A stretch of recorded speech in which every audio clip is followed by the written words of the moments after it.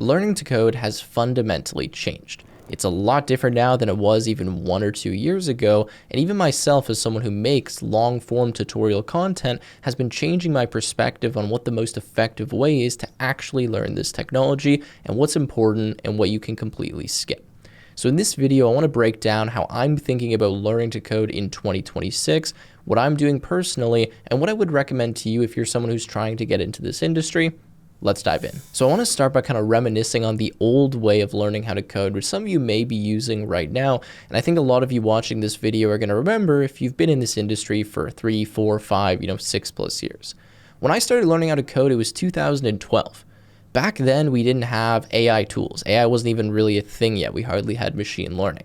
We didn't have, millions of YouTube videos by thousands of different people teaching different frameworks. We didn't have interactive documentation. And if you wanted to learn something, you pretty much just had to sit down, scour the internet for any decent resource, and that's kind of all you had. I remember for me, I was learning from channels like The New Boston. You guys have probably heard of that on YouTube. It's really the OG in the coding space. People like Sendex, which have been around for, 10+ years, and even looking at like example projects or just random, crappy websites to try to learn something. And a lot of the focus back then was actually about really understanding the syntax of the language. What is a for loop? What is an if statement? What can you do inside of HTML? What is a meta tag? What are these types of things? And being able to kind of confidently sit at a code editor and generate some code without having to purely, read it off another screen or look up every single component. We were going to Stack Overflow. There was bugs that would take literally days to solve, and to generate what you can do now in AI in 5 minutes could literally take 3, 4, 5 days, sometimes a week long. Now, even though it's objectively much easier to learn how to code than it was 3, 4, 5, 10 years ago, I think because of that, a lot of people are really losing the fundamentals. And I actually say that I'm really fortunate that I got into this industry before AI took over, because I was really able to become a strong, competent developer based on the absolute fundamentals and actually experienced writing literally millions of lines of code before I started crutching on AI tools. Now, with that said, I absolutely don't miss the endless grinding to get a basic application up and running. But if you're a beginner today, or you're someone who is trying to learn some of those fundamentals, a lot of problems are popping up, which I want to dive into now. So over the last 6 months, I've personally worked with over 200 developers through my program, DevLaunch. Now, in that program, I'm able to really understand kind of the key competencies of these developers, what they're good at, what they're not good at. We run them through mock interviews, all of that kind of stuff. Now, I say that not to advertise it, but just to give you some context that by working one-on-one with people, it gives you a real perspective into what they're doing right now and where their kind of strengths and weaknesses are. And what I've seen, especially with more of those kind of junior, even mid-tier developers, is they've really lost the ability to think critically. Now, this is something that has always been the most important skill when it's come to software development. And without AI, you really did have to think quite deeply, even about relatively simple projects. You'd have to come up with an architecture. You'd have to solve, all of these different problems. How do I loop over this list? How do I store this state? How do I back this up? How do I connect to the database? Everything you did required a lot of brain power, a lot of searching, a lot of figuring stuff out. Eventually, it would become second nature, but at least at the beginning, it was really difficult, and there was a lot of problem solving you had to do. Now, with AI, if you don't know something, you just ask it, and it can just do it for you. It can set up an entire project. It can write a ton of code, and you kind of get this feeling where it feels like you're getting something done, you're building something, but you don't really have any idea what's going on. And most importantly, you're not exercising that critical thinking skill, which I believe is what makes someone a good developer.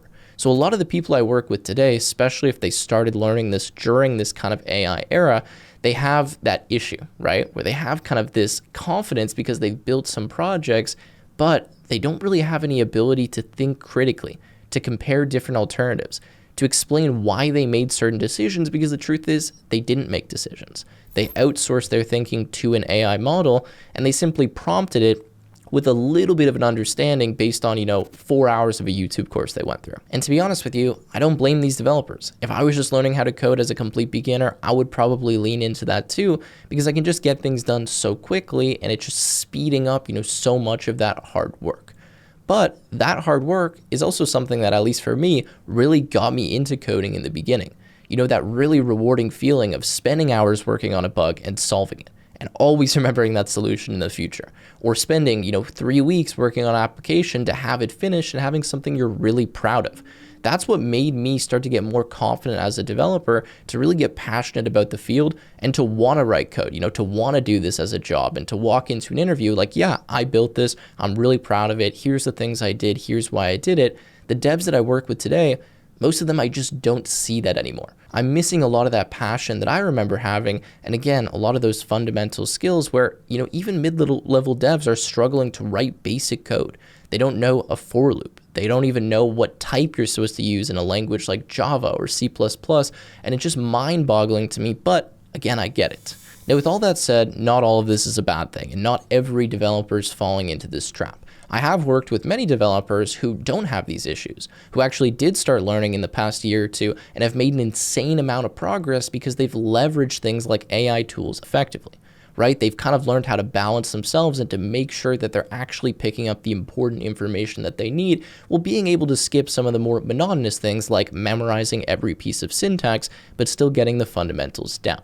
And overall, the trends that I'm kind of seeing is that the people that use AI effectively in their learning but don't crutch on it are absolutely skyrocketing in terms of the amount of information that they can learn and how good they can get. But the people that completely lean into it and really aren't able to do anything on their own are just left behind further than they were before. So what I've been seeing is just this massive divide between the good developers and the bad developers, and it's just expanding rapidly as AI gets better and better. So with all that in mind, let me go over how I would actually go about learning how to code in 2026, considering all of these factors. Now, the first and most important thing that I think a lot of people do actually skip is just having a goal in mind. If you just want to get a project out there, if you want to have a SaaS, if you want to build a startup, you probably don't need to grind the fundamentals. You don't even need to learn data structures and algorithms. There's a lot of topics you just don't need to do because you're purely focused on the output, right? Or the outcome. And if you get to a point where, you have $1 million startup, you can hire some developers that know about those things already. However, if your goal is to land a job, if you know that you're going to have to pass, rounds of technical interviews, the way in which you approach this should be different. So I would really challenge you, if you're watching this, ask yourself, what actually is my objective when I'm learning? Do I just want to get something out there? Do I just care about the outcome? Or am I doing this because I want to build a long, sustainable career? Now, after you answer that question, that's going to help you determine what to do next. Regardless, for everyone, I do really recommend having some kind of structure or roadmap. A big mistake that I see a lot of people making, especially now when there's new things coming out every single day, is they just jump between so many different technologies. They think they're going to be an AI developer, then they're going to do front end, then they're going to do back end, then they're going to do cloud, and they never build any depth in one particular area. They might be this kind of general developer who's built a bunch of cool stuff, but if you don't have any expertise in one particular area, you're not really that useful, especially when anyone can kind of be decent in all of these fields by utilizing AI. So I recommend creating a structured roadmap and a plan that outlines, first of all, again, what the goal is and how you plan to achieve that over the next 3, 4, 6 months. There's all kinds of resources and videos online. If you were to work with someone like me inside of DevLaunch, I would provide that roadmap to you. My team would build it for you so that you know exactly what to do. But the point is, you need some structure so that when you wake up in the morning, you know what it is that you're going to be working on. Do we need to work on APIs today? Do we need to work on databases? How many projects should we have? Just knowing what to do is literally half the battle when it comes to learning how to code. Now, the next component, which I think is increasingly more valuable, especially today, is constant evaluation. You don't want to fall into the trap of feeling like you're learning because you're using these models, to generate these cool projects, or you're getting some interesting outcomes, but you don't actually really know what's going on. Now, before, if you built a really cool project, in 2017, you could say, like, I'm a developer, right? I know how to code because I built this whole thing and I actually had to write the code by hand.